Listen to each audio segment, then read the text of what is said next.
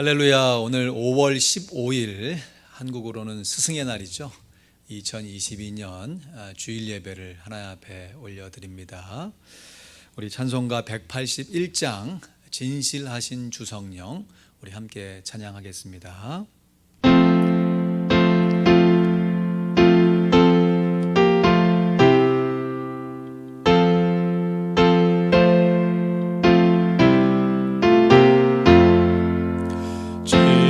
진실하신 주성령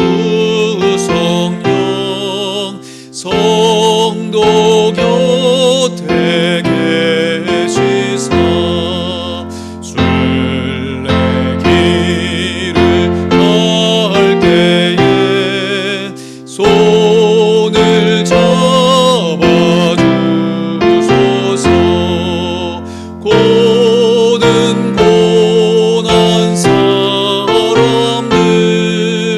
기쁜 소식 들으니 성령 말씀하기를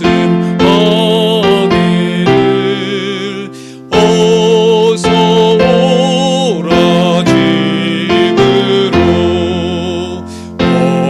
어디에나 계신 주 나를 도와주시사 어둠 속을 헤맬 때 홀로 두지 마소서. 풍랑심이 일어나 소망 끊어질 때에 성령 말씀하기를 어서 오라 집으로. 모든 수고 끝나고 편히 쉬기 원할 때 하늘나라 밖에는 참된 위로 없도다. 주만 의지하고서 요단강을 건널 때 성령 말씀하기를 어서 오라 집으로. 아멘. 우리 다 함께 자리에서 일어나셔서 우리 함께 묵상기도 드리시면서 주일 예배를 하나님 앞에 올려드립니다.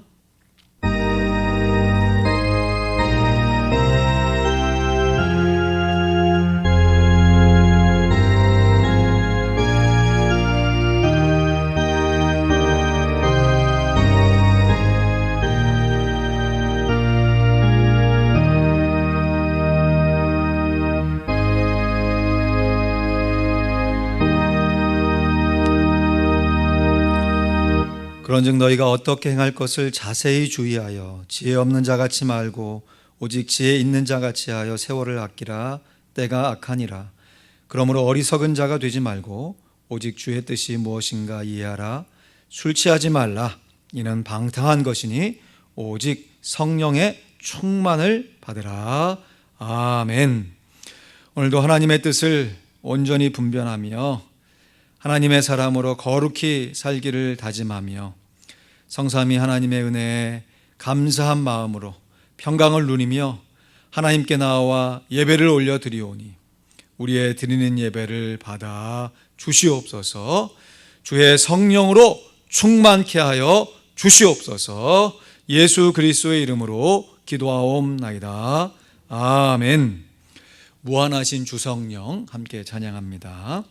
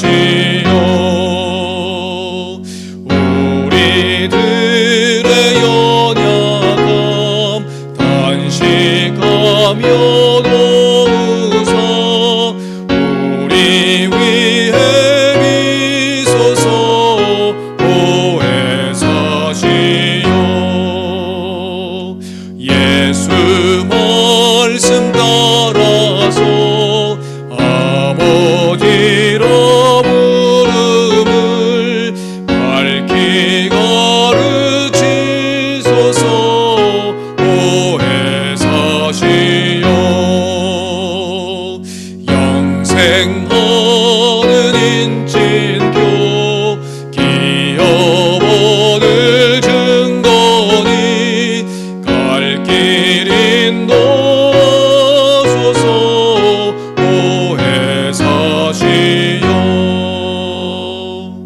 아멘. 교동문 39번 이사야 55장 말씀을 우리 함께 봉독합니다. 너희 목마른 자들아 물로 나오라. 돈 없는 자도 오라. 너희는 와서 사 먹되 돈 없이 값 없이 와서 포도주와 젖을 사라. 너희가 어찌하여 양식 아닌 것을 위하여 은을 달아주며 배부르게 못할 것을 위하여 수고하느냐. 나를 청종하라. 그리하면 너희가 좋은 것을 먹을 것이며 너희 마음이 기름진 것으로 즐거움을 얻으리라. 너희는 귀를 기울이고 내게 나와 들으라. 그리하면 너희 영혼이 살리라. 내가 너희에게 영원한 언약을 세우리니 곧 다윗에게 허락한 확실한 은혜니라. 너희는 여호와를 만날 만한 때에 찾으라. 가까이 계실 때에 그를 부르라. 악인은 그 길을 불의한 자는 그 생각을 버리고 여호와께로 돌아오라. 그리하면 그가 긍휼히 여기시리라. 우리 하나님께로 나아오라. 그가 널리 용서하시리라. 아멘. 기도하겠습니다. 오늘 주일 스승의 날을 맞아 우리 영혼의 진정한 스승이 되시는 성삼위 하나님께 찬양을 드리며 영광을 돌려드립니다. 우리를 창조하실 뿐만 아니라 우리의 영적인 아비가 되셔서 우리의 삶을 돌보아 주시는 성부 하나님을 찬양합니다. 우리를 위해 이 땅에 오시고 죽기까지 복종하심으로 말미암아 우리 인생의 참된 모델이 되어주신 성자 하나님을 찬양합니다. 우리의 마음속에 계시며 우리로 하여금 성부 하나님을 찬양하며 성자 하나님을 본받으며 살아갈 수 있도록 우리로 하여금 충만케 해주시는 성령 하나님을 찬양합니다. 날마다 우리의 옛 자아를 벗어버리고 새 성품을 입기를 원합니다. 그럼에도 여전히 훈련되지 못하고 어설픈 우리의 신앙생활의 모습이 있음을 회개합니다. 그러나 이러한 모습이 우리 자신을 위하여 살지 아니하고 하나님을 의지하여 살아가는 신앙의 과정이 됨을 믿습니다. 오 성령 하나님, 누구보다도 우리 모두에게 성령의 충만함을 허락하여 주시옵소서.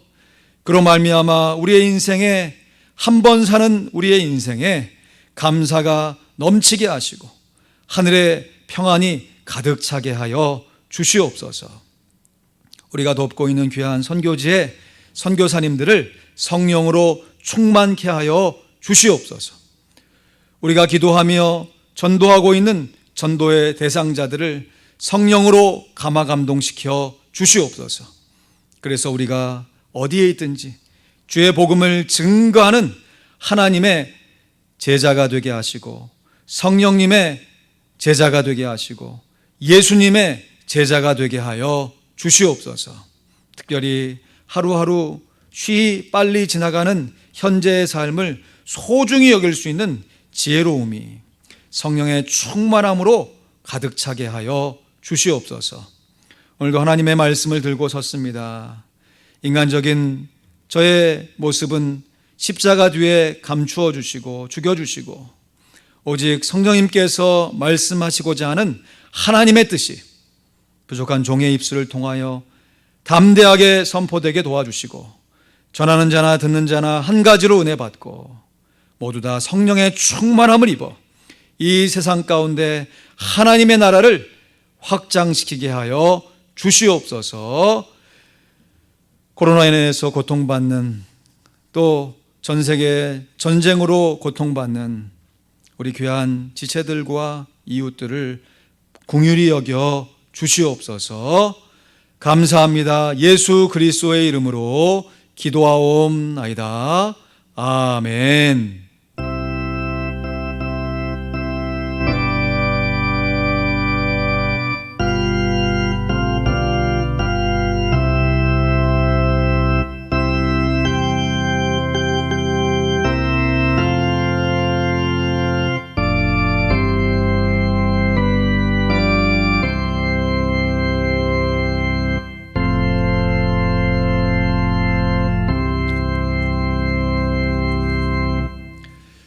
우리 함께 말씀 암송하겠습니다. 시작. 기도 빌립보서 4장 6절 7절 말씀. 아무것도 염려하지 말고 오직 모든 일에 기도와 간구로 너희 구할 것을 감사함으로 하나님께 아뢰라. 그리하면 모든 지각에 뛰어난 하나님의 평강이 그리스도 예수 안에서 너희 마음과 생각을 지키시리라. 아멘. 우리 한 번 더 할 때요, 우리 감사함으로 우리가 아뢰면 하나님의 평강이 우리 가운데 있다는 것을 분명하게 주장하시면서 우리 한 번 더 암송합니다. 시작. 기도 빌립보서 4장 6절 7절 말씀.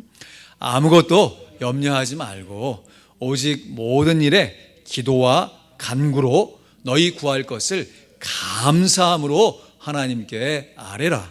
그리하면 모든 지각에 뛰어난 하나님의 평강이 그리스도 예수 안에서 너희 마음과 생각을 지키시리라. 빌립보서 4장 6절 7절 말씀. 아멘. 우리 다음 주 암송 구절 같이 읽습니다. 교재 마태복음 18장 20절 말씀. 두세 사람이 내 이름으로 모인 곳에는 나도 그들 중에 있느니라. 마태복음 18장 20절 말씀. 아멘. 우리 성도 간의 교제 나눌 때 좌우 앞뒤로 이렇게 권면하면서 축복하면서 인사하시죠. 성령으로 충만하세요. 시작. 성령으로 충만하세요. 우리 귀한 집사님, 권사님, 성령으로 충만하세요. 축복합니다. 기도합니다. 오늘 함께 볼 하나님의 말씀 스가랴 4장. 우리 4장 전체가 14절밖에 되지 않습니다. 우리 1절로 14절 말씀 다 같이 봉독하고 오직 성령의 능력으로 라는 제목으로 말씀 증거하겠습니다. 스가랴 4장 1절로 14절 말씀, 제가 갖고 있는 성경책으로 구약 성경 1315쪽에 있습니다.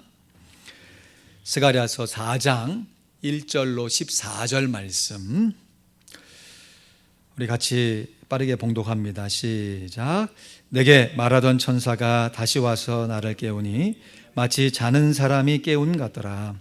그가 내게 묻되 내가 무엇을 보느냐? 내가 대답하되 내가 보니 순금 등대가 있는데 그 꼭대기에 주발 같은 것이 있고 또 그 등대에 7 등잔이 있으며 그 등대 꼭대기 등잔에는 7 관이 있고 그 등대 곁에 2 감람나무가 있는데 하나는 그 주발 우편에 있고 하나는 그 좌편에 있나이다 하고 내게 말하는 천사에게 물어가로되 내 주여 이것들이 무엇이니까? 내게 말하던 천사가 대답하여 가로되 내가 이것들이 무엇인지 알지 못하느냐? 내가 대답하되 내 주여 내가 알지 못하나이다. 그가 내게 일러 가로되 여호와께서 수룹바벨에게 하신 말씀이 이러하니라. 만군의 여호와께서 말씀하시되 이는 힘으로 되지 아니하며 능으로 되지 아니하고 오직 나의 신으로 되느니라. 큰 산아 내가 무엇이냐? 내가 수룹바벨 앞에서 평지가 되리라. 그가 머릿돌을 내어놓을 때에 무리가 외치기를 은총이 그에게 있을지어다 하리라 하셨고 여호와의 말씀이 또 내게 임하여 가라사대 수룹바벨의 손이 이 전에 지대를 놓았은즉 그 손이 또한 그것을 마치리라 하셨나니 만군의 여호와께서 나를 너희에게 보내신 줄을 내가 알리라 하셨느니라. 작은 일의 날이라고 멸시하는 자가 누구냐? 이 7은 온 세상에 두루 행하는 여호와의 눈이라. 다림줄이 수룹바벨의 손에 있음을 보고 기뻐하리라. 내가 그에게 물어 가로되 등대 좌우에 2 감람나무는 무슨 뜻이니까 하고 다시 그에게 물어 가로되 금 기름을 흘러내는 두 금관 옆에 있는 이 감람나무 두 가지는 무슨 뜻이니까? 그가 내게 대답하여 가로되 내가 이것을 무엇인지 알지 못하느냐? 대답하되 내 주여 알지 못하나이다. 가로되 이는 기름 발리운 자 둘이니 온 세상의 주 앞에 모셔듣는 자니라 하더라. 아멘.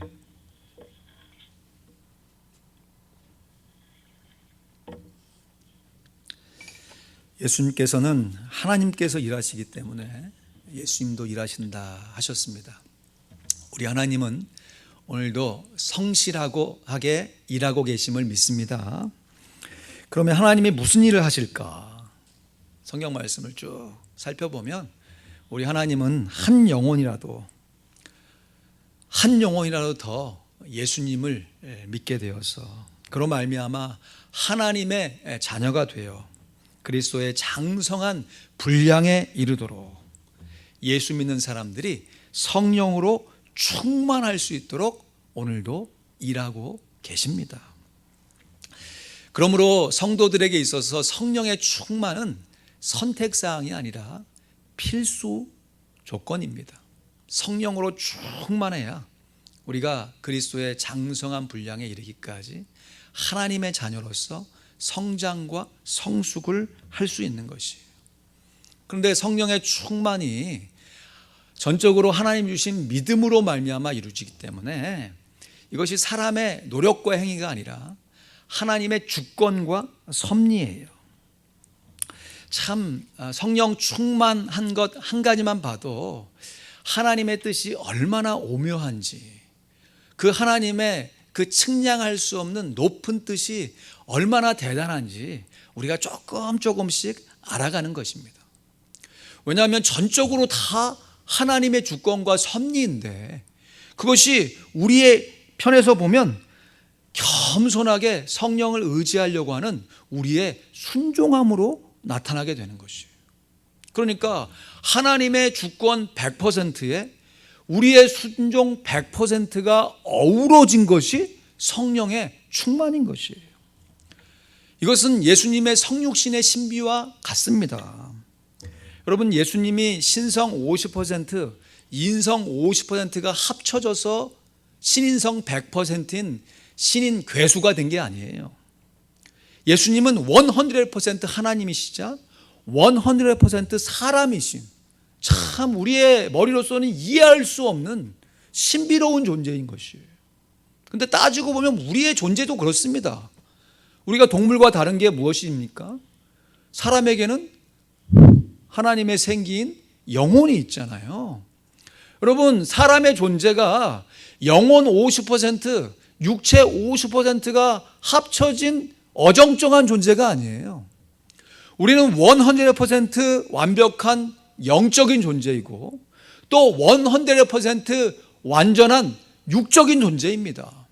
그래서 영혼과 육체가 어떻게 유기적으로 조합해서 우리의 인생, 우리가 하나님을 바라보며 살아가는지 우리의 이성으로는 이해가 안 거예요. 그럼에도 우리의 삶 속에서 경험하잖아요. 사람이 떡으로만 살 수 없다. 그 말씀은 떡이 필요 없다는 얘기가 아니죠. 우리의 육체를 위해서 일정한 음식을 먹어야죠. 그렇지만 육체적인 만족, 생존의 필요가 채워진다고 사람이 온전해지느냐? 그렇지 않다는 것이에요. 반대로 그러면 육체적인 필요는 하나도 채우지 않고 영적인 필요만 채운다고 사람이 완전해지느냐? 그것도 아니라고 하는 것이에요. 영혼과 육체가 함께 100% 예수님의 모습을 닮아가는 것이 바로 성령의 충만인 것이에요.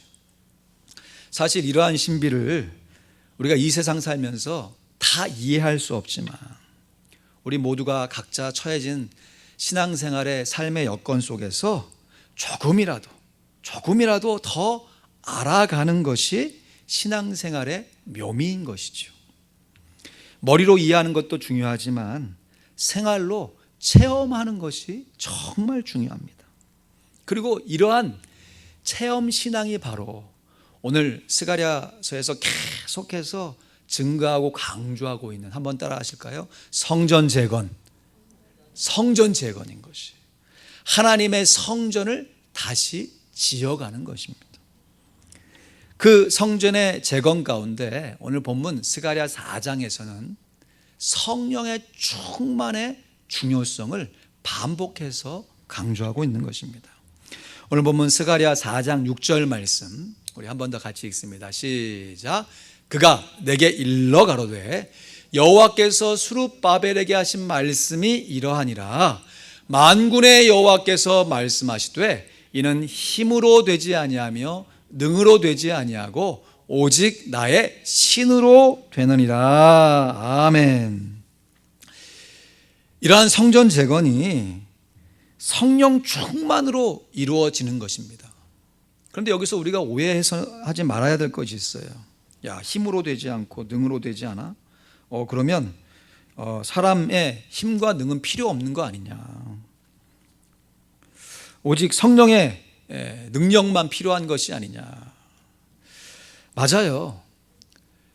우리가 성령으로 충만하여서 우리의 성전됨이 재건되어져서 성숙되어 성장하는 과정 가운데 정말 처음부터 끝까지 가장 중요한 요소는 성령의 충만이에요. 그런데 그 성령의 충만을 이루어가면서 정말 어떻게 그것이 이루어지는지 잘 알지 못하지만 우리의 겸손한 순종이 반드시 동반되어야 한다는 것입니다. 여러분, 이것은 이 세상 살아가면서 우리가 경험하는 운동을 배울 때도 동일합니다. 여러분, 제가 이래봬도 운동을 참 못합니다. 웬만한 운동은 잘 못해요.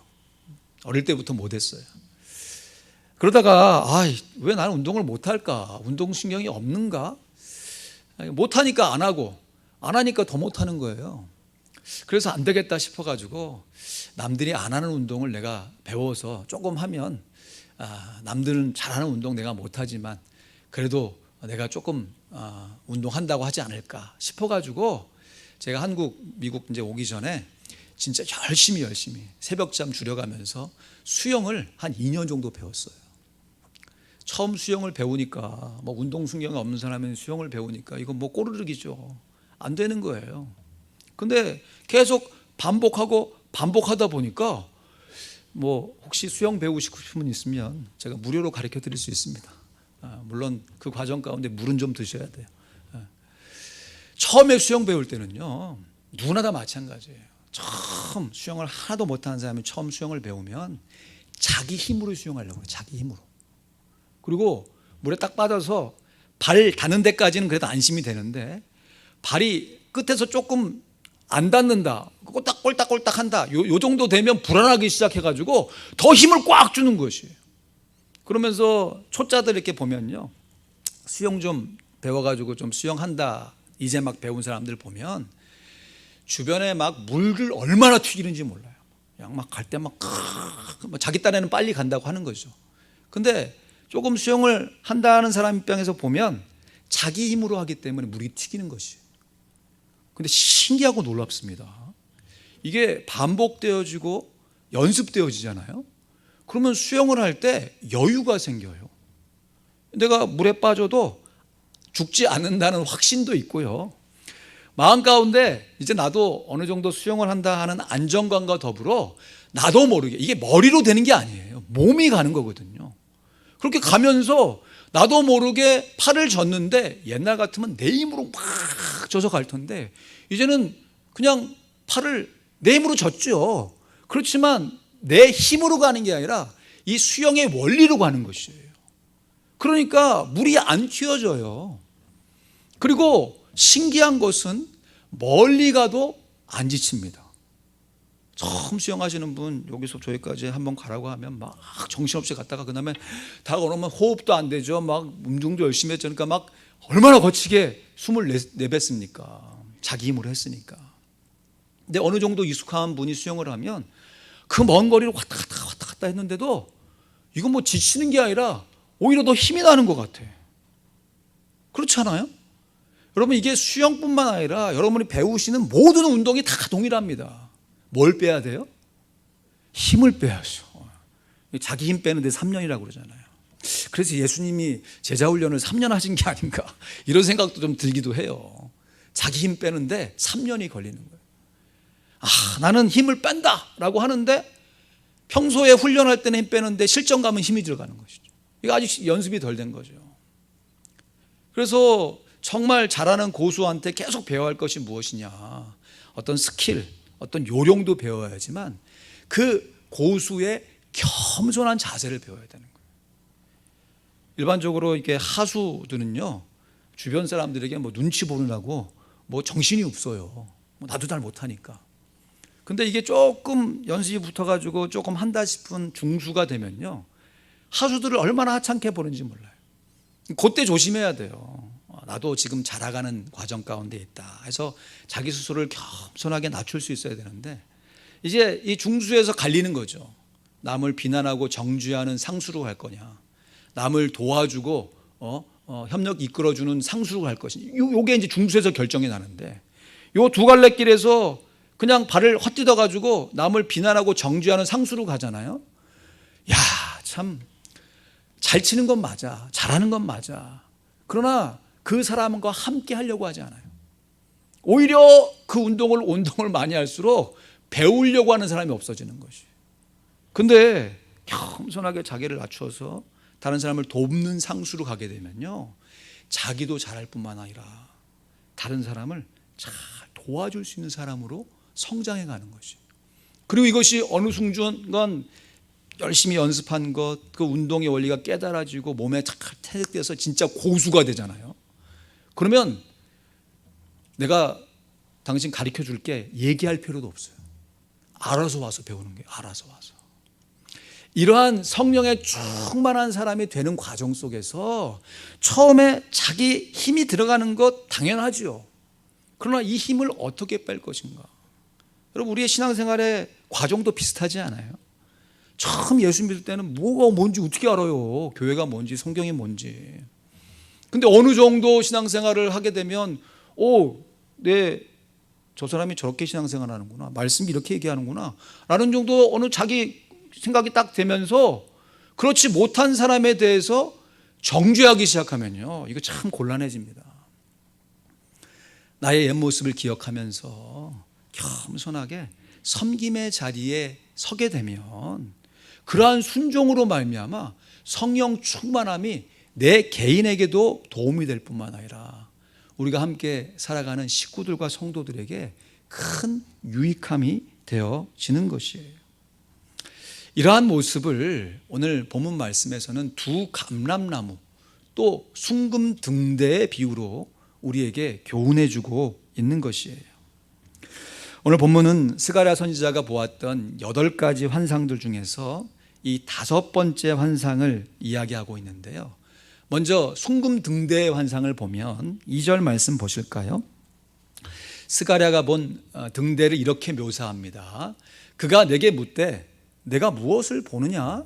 내가 대답하되 내가 보니 순금 등대가 있는데 그 꼭대기에 주발 같은 것이 있고 또 그 등대에 7 등잔이 있으며 그 등대 꼭대기 등잔에는 7 관이 있고 했습니다. 여러분, 지금 묘사된 이 순금 등대가 마치 이 성막 안에 그 성소를 환히 밝혀주었던 등잔대와 같은 모습으로 묘사되고 있습니다.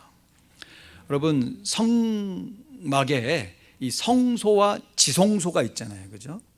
그 지성소와 성소를 가르는 그 휘장, 그 정면에 딱 제가 볼 때 여기가 성소고 저 뒤쪽이 지성소라고 보면 그 성소에 딱 들어가서 지성소에 들어가는 휘장 그 문 앞에 분향단이라는 것이 있습니다. 분향단. 그러니까 분향이라는 것은 향을 피운다는 거죠. 이것은 요한계시록과 히브리서에는 성도들의 기도로 묘사가 돼요. 그러니까 성소 안에 반드시 있어야 할 기명 가운데 첫 번째 보이는 것이 분향단인 것이, 분향단. 이게 뭐라고요? 성도의 기도의 기도. 여러분, 우리가 하나님의 성전으로 기능을 잘 하려면 분향단, 근데 이 분향단이 365일 한 번도 꺼진 일이 없어요. 계속해서 향을 피는 것이. 그래서 우리가 성령 안에서 무시로 기도해야 하는 것이죠. 그리고 그 분향단에서 이 계속 정면향을 볼 때 그 오른편에 진설병이라는 것이 있습니다. 그러니까 제사장들이 이 무교병으로 떡을 만들어 가지고 일주일에 한 번씩 떡을 진설해요. 이렇게 앞에다가 상에다가 펼쳐 놓는다고요. 그리고 일주일마다 그것을 옛 것을 물리고 새 것으로 갈아서 그 떡이 항상 성소 안에 있을 수 있도록 한다고요. 그러면 상식적으로 이것은 뭘 상징하겠습니까? 하나님의 말씀을 상징하죠. 그래서 성전 안에서 성도들의 기도 그리고 하나님의 말씀으로 거룩해져 가는 것이. 그래서 오늘도 딤전사오죠. 하나님의 말씀과 기도로 거룩하여짐이니라.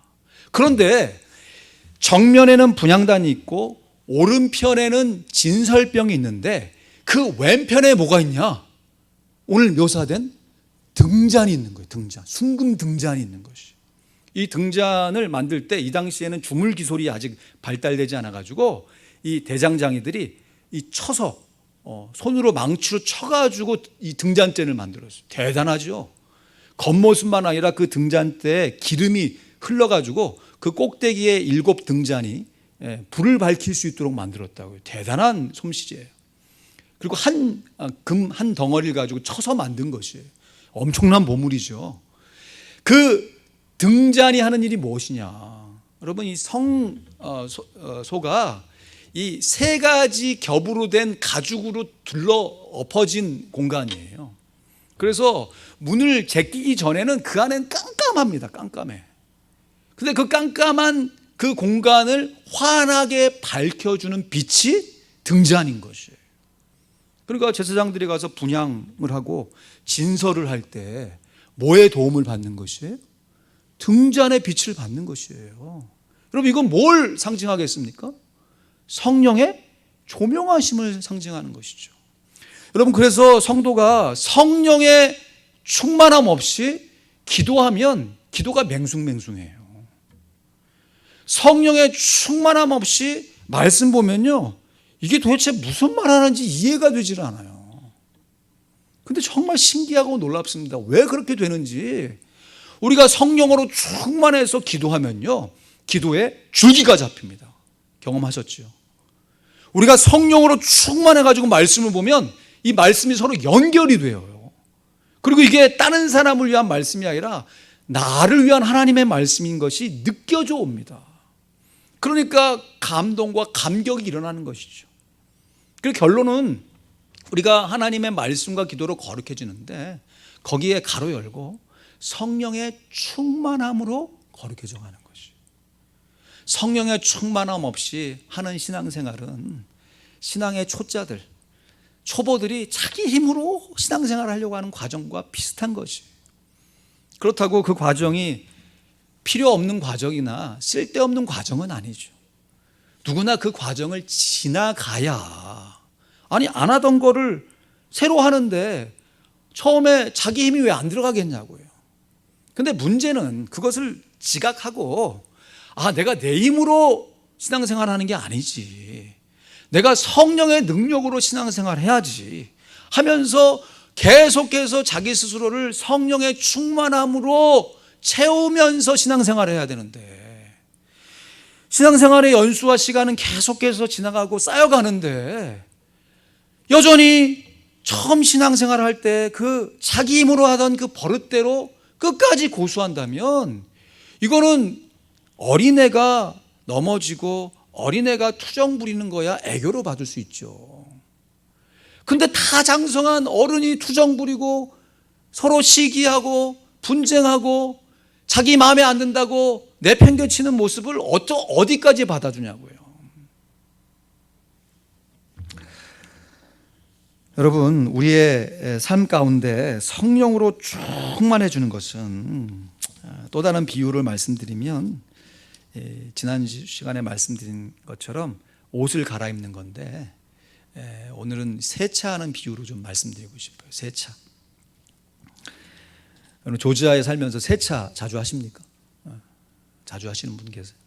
저는 아주 이따금씩 한 번씩 하는데 비도 이렇게 적절하게 갑자기 쫙 내려주면 아유 동구뒀다 싶기도 하고. 근데 비가 그렇게 세차게 와서 한번 쫙 씻겨 내려가면 차가 좀 깨끗해지는 것 같은데 세차를 한 것만치 깨끗해지진 않죠, 그죠? 그리고 조금 버티면서 좀 있다가 보면 금세 또 이게 덕지덕지 뭐가 와서 앉기도 하고 뭐 이렇게 좀 지저분해지잖아요. 그러면 이제 제 성격상 참다가 저도 견디지 못할 정도가 되면 세차장에 간다고요. 그러면 세차를 탁 하면 솔직히 세차 제가 한 게 아니잖아요. 물론 돈 내고 했지만 세차장의 기계와 거기 일하시는 분들이 정말 야 척척척척 하니까 그 짧은 시간에 그 뭐 제법 덩치가 있는 차가 깨끗해지고 딱 나오잖아요. 그러면 솔직히 세차하면서 내가 한 일은 아무것도 없고 돈만 냈는데 뭐 그 돈을 벌기 위해서 내가 일한 건 있지만 하여튼 그 세차 자체를 위해서 내가 한 일은 거의 없어 보이는데 세차를 탁 타고 나가면서 딱 주변을 바라보면서 참 이런 이상한 마음이 가끔 들어요. 예전에 세차하기 전에 저처럼 이렇게 좀 더러운 차들이 전에는 안 보였었는데 세차한 직후에는 왜 이렇게 잘 보이는지. 그러면서 이제 주변에 아는 지인이나 이제 아내가 있으면 저 차 좀 보라고 세차도 안 하고 돌아다닌다고. 지금 금방 자기 세차했다고. 그렇게 이제 마음이 확 바뀌는 거죠. 뭐 농담으로 얘기할 수 있겠지만 그게 진짜 삶의 태도라면 얼마나 한심한 사람이 되는 것입니까? 세차 전에 자신의 모습은 인정하지 않고 이제 세차했다고 다른 사람을 이렇게 판단하고 이렇게 좀 우습게 보는. 여러분 퀴즈 하나 드릴게요. 넌센스 퀴즈 아니고 진짜 퀴즈예요. 이 세상의 차 중에서 가장 깨끗한 차가 어떤 차죠? 넌센스 퀴즈 말고 진짜 깨끗한 차.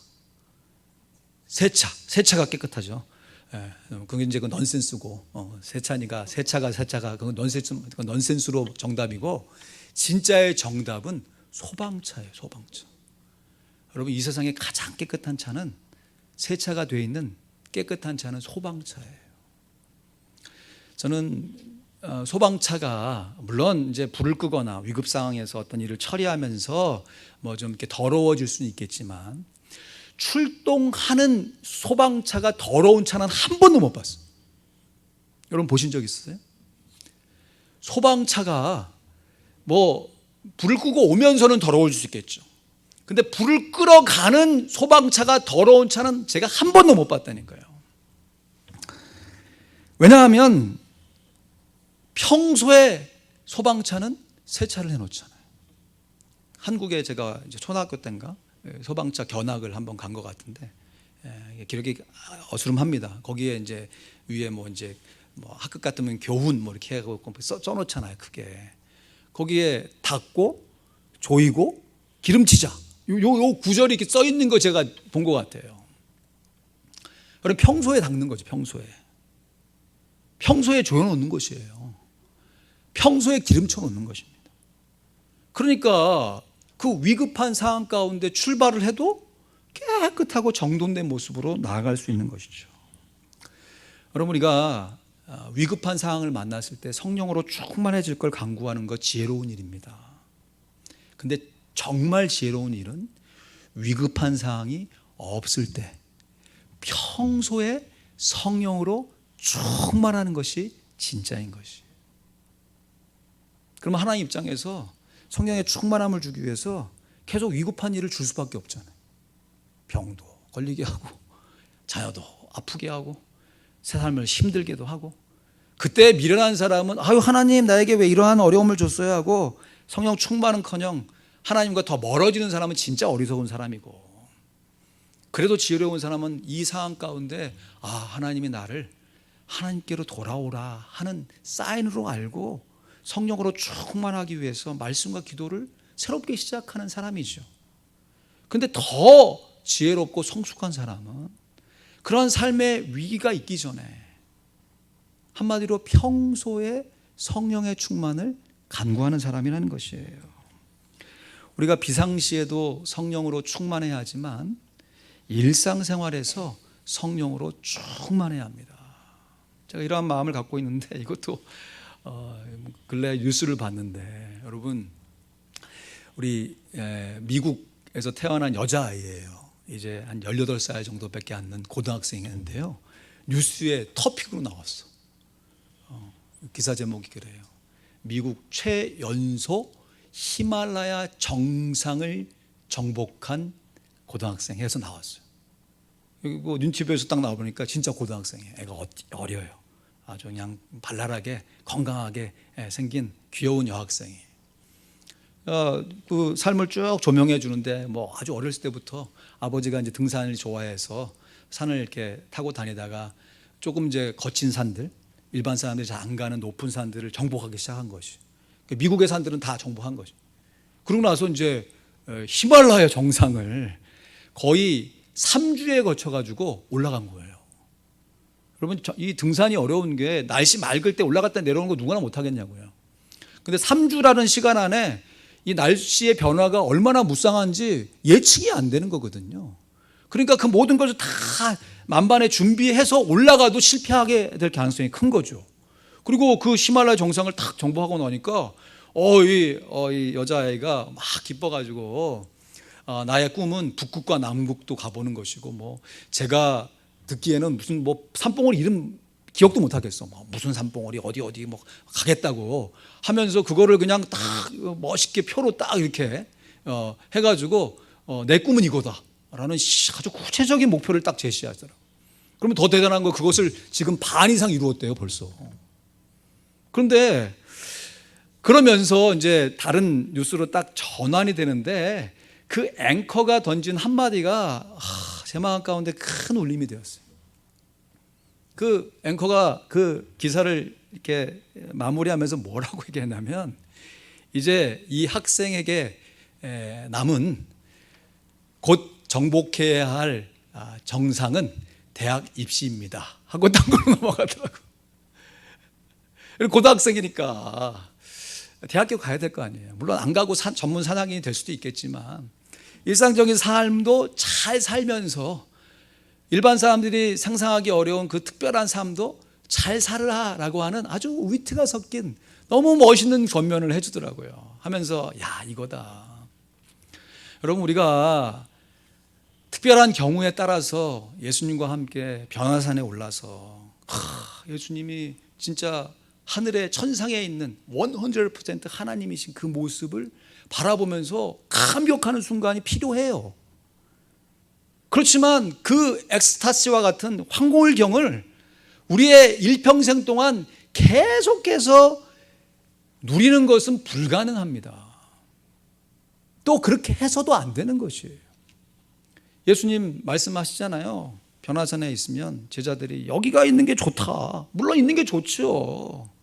그렇지만 이제는 내려가서 예수님의 제자로 예수님을 증거하는 삶을 살아야 되는 거 아니겠어요?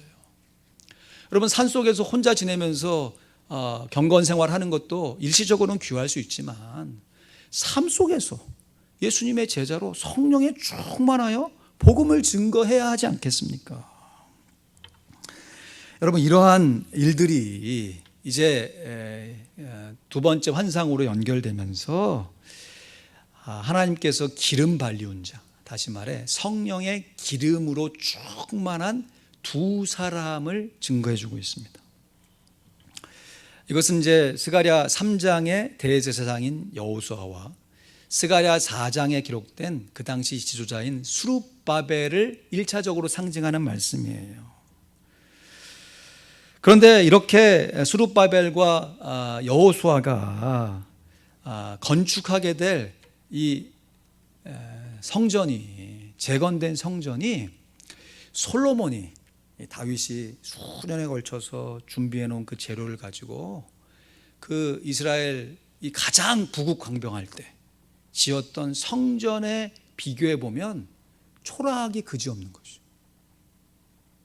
아니 지금 성령으로 충만해 가지고 선지자 스가랴와 대제사장 여호수아와 지도자인 스룹바벨이 함께 힘을 합해서 이 당시에 이 기름 부음 받은 삼중직 메시아의 삼중직 되는 사람이 정말 하나가 되어서 일으켜낸 성전의 모양이 인간적으로 보면 솔로몬이 지은 성전에 비해서 초라하기 그지없는 것이죠.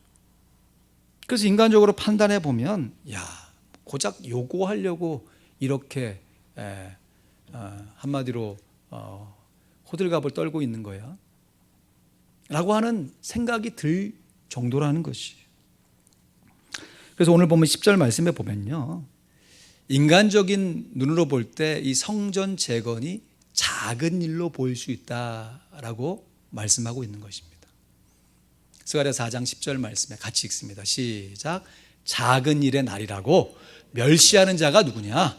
이 일곱은 온 세상에 두루 행하는 여호와의 눈이라 다림줄이 스룹바벨의 손에 있음을 보고 기뻐하리라. 아멘. 성전의 재건이 사람들의 인간적인 관점으로 보면 작은 일처럼 보일 수 있어요.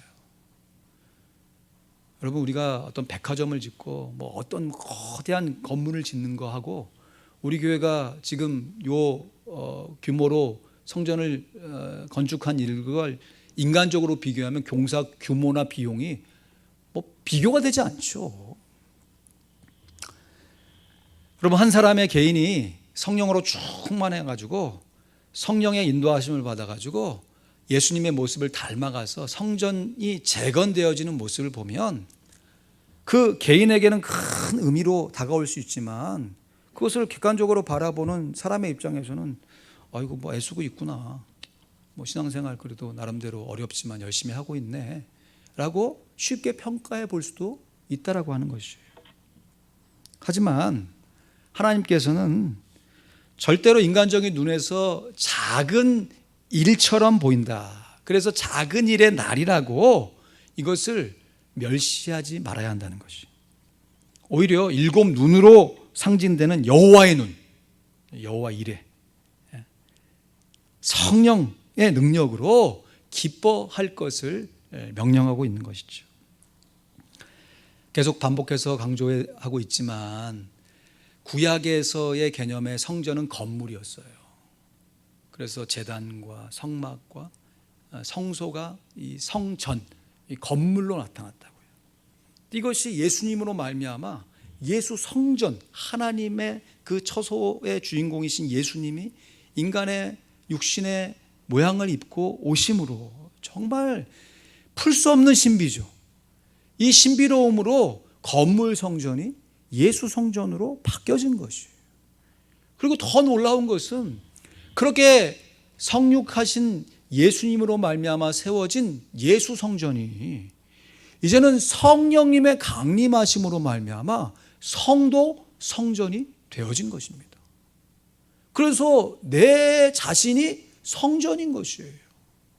내 자신이라고 할 때는 영혼과 육체가 절묘하게 어우러진, 다 풀어질 수 없는 신비로운 존재로 예수님을 닮아감으로 성전 되어지는 것이에요. 이렇게 성도 성전이 된 우리들이 성령의 충만함을 받아서 말씀과 기도로 예수님을 닮아 거룩해져 가는 일이 예수 안 믿는 사람 입장에서 보면 작은 일처럼 보일 수 있다니까요. 야, 너 그 미국 가서 목회하고 미국 가서 신앙생활 한다면서 지금 어떻게 하고 있냐? 라고 예수 안 믿는 사람들은 평가해 볼 수 있다는 것이에요. 그 규모, 그 과정, 모습 보면서 야, 그 모습이 진짜 하나님이 약속하신 그 모습이야? 라고 의문표를 찍을 수도 있다는 것이에요. 그러나 하나님 지금 분명하게 말씀하십니다. 한 개인의 성도가, 그 성도들이 모인 교회가 하나님의 성전으로 성장해서 성숙해져가는 과정은요, 하나님 보시기에 지극히 큰 일이고 하나님이 기뻐하시는 일입니다. 그러니까 우리가 이거에 대한 영적인 자만심이 아니라 영적인 자부심을 가지고 내가 오늘도 성령으로 충만하리라, 내일도 주 안에서 성령으로 충만하리라 하는 다짐과 각오를 우리의 일상생활 가운데 펼쳐나가는 것이죠.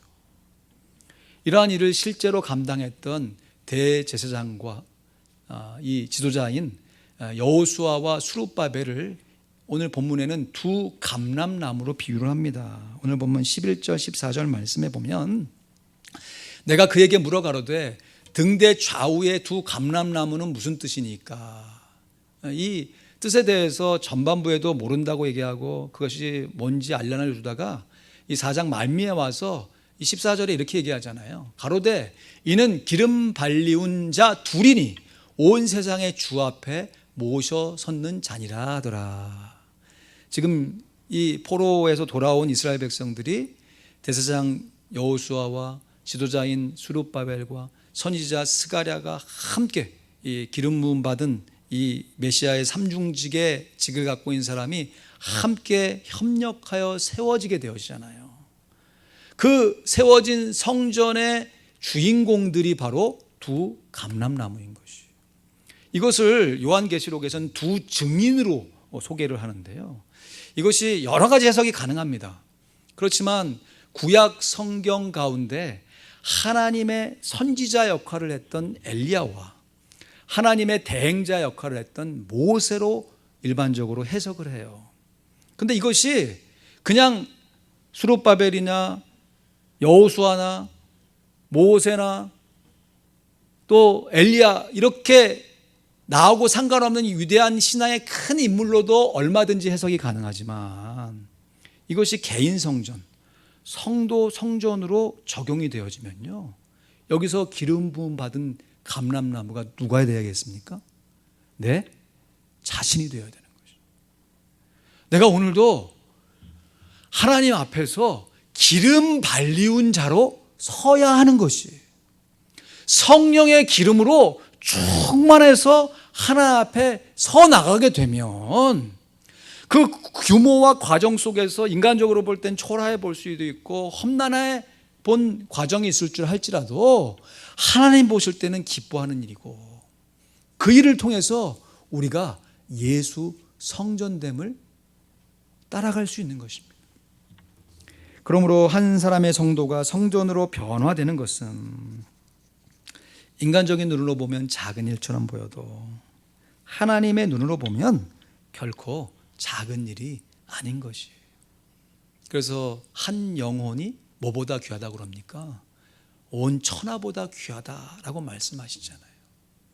여러분, 한 영혼이 예수 믿고 거듭나는 것도 귀하지만 거듭난 한 영혼이 성전됨을 회복하며 이 땅 가운데 하나님의 성전으로 지어져 가는 일은 엄청나게 귀한 일이에요. 그 과정 속에 어려움이 있어요. 훈련에 고된 과정이 있다고 해요. 그래도 그 모든 환경적인 어려움, 내적인 어려움들이 하나님의 능력으로, 성령의 능력으로 다 해결될 것임을 약속하십니다. 마지막으로 오늘 본문 7절 말씀, 우리 주신 약속의 말씀으로 받기를 원합니다. 같이 읽습니다. 시작. 큰 산아, 내가 무엇이냐? 내가 스룹바벨 앞에서 평지가 되리라. 그가 머릿돌을 내어놓을 때 우리가 외치기를 은총이 그에게 있을지어다 하리라 하셨고, 아멘. 큰 산이라고 하는 것은 진짜 산이 비록 험하여도 물리적인 산도 되지만 비유적으로 우리가 올라가야 할, 거쳐가야 할, 정복해야 할 역경인 것이죠. 여러분, 멀리서 보면 다 희극이지만 가까이서 보면 다 비극이라고 했던 누군가의 말처럼 남들이 성령 충만하는 것은 쉬워 보여도 내가 성령 충만하는 거 말처럼 쉬운 일 아니거든요. 잘하는 고수들이 운동하는 모습 보면 이야, 잘한다, 어떻게 저렇게 할 수 있을까 하지만 내가 막상 그 필드에 들어가서 해보면 또 달라지거든요. 그런데 그 과정 속에서 분명히 어려움이 있어요. 누구나 다 당하는 어려움이고 나도 거쳐야 할 어려움이에요. 그러나 그 큰 산이 하나님께서 뭐라고 말씀하시냐면 그까짓 것이 무엇이냐?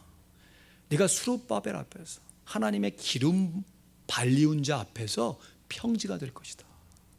우리가 성령으로 충만하면 우리가 당하는 고난과 역경이 하나님을 우리의 삶 속에서 체험으로 알아가는 변장된 축복이 됨을 믿습니다. 이러한 일들을 마음 가운데 새기시고 오늘도 존재론적으로 죄덩어리인 우리의 모습